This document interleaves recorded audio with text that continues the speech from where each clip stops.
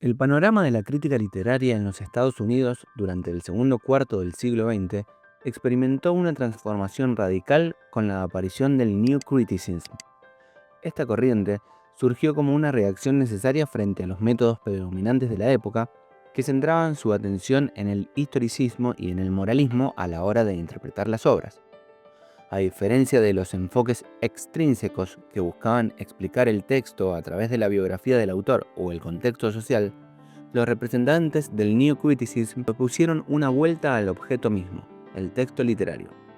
Su interés primordial se desplazó hacia el análisis de la forma textual, consolidando lo que hoy conocemos como una perspectiva inmanente de la literatura.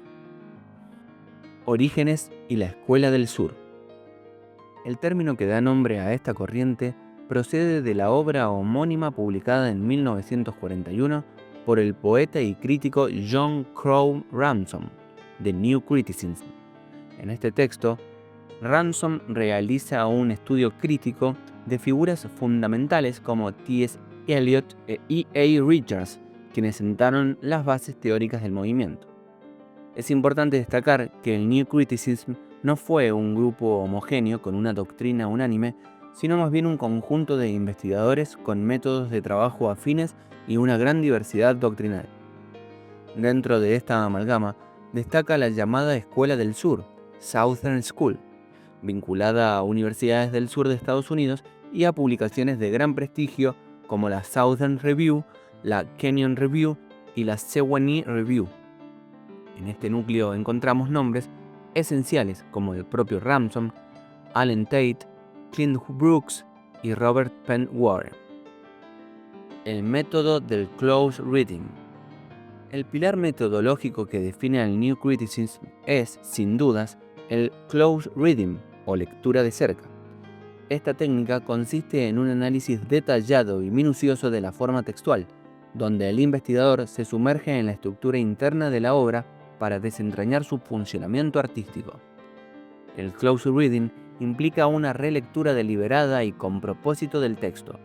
En una primera etapa, se busca captar la idea principal y los rasgos más evidentes. Sin embargo, en lecturas posteriores, el crítico profundiza en las estructuras, las características del lenguaje, el uso de palabras específicas y la intención que se desprende de la disposición formal de la obra.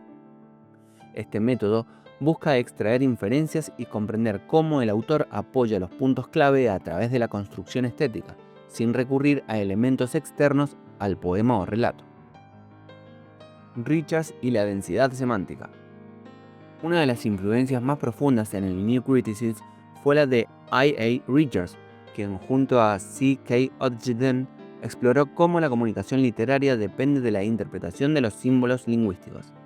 Richards estableció una distinción fundamental entre dos usos del lenguaje, el referencial y el emotivo, con el fin de delimitar las fronteras entre el lenguaje científico y el lenguaje literario.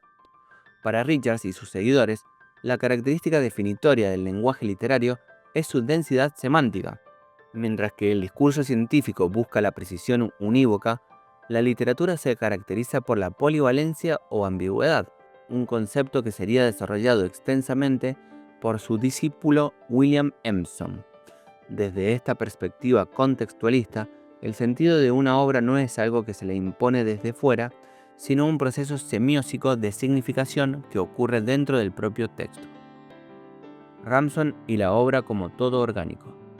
Retomando a John Crowe Ransom, su papel fue fundamental para dotar al New Criticism de un rigor científico. Ransom rechazó frontalmente el impresionismo crítico, es decir, la crítica basada en las sensaciones subjetivas del lector, defendiendo que el texto debe ser el objeto de estudio científico absoluto.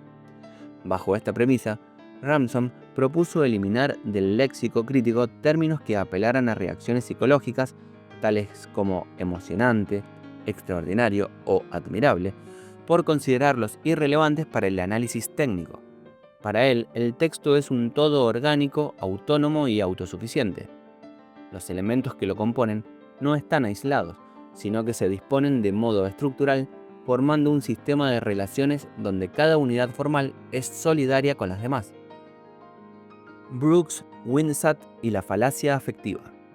La consolidación teórica del movimiento llegó con los trabajos de Clint Brooks, Winsat y Beardsley.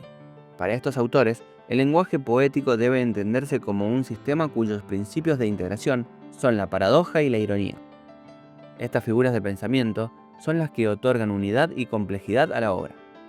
Uno de los aportes más célebres de este grupo es la denuncia de la falacia afectiva, the affective fallacy. Winsat y Beardsley argumentaron que es un error crítico confundir lo que el poema es formalmente con lo que el poema provoca psicológicamente en el lector.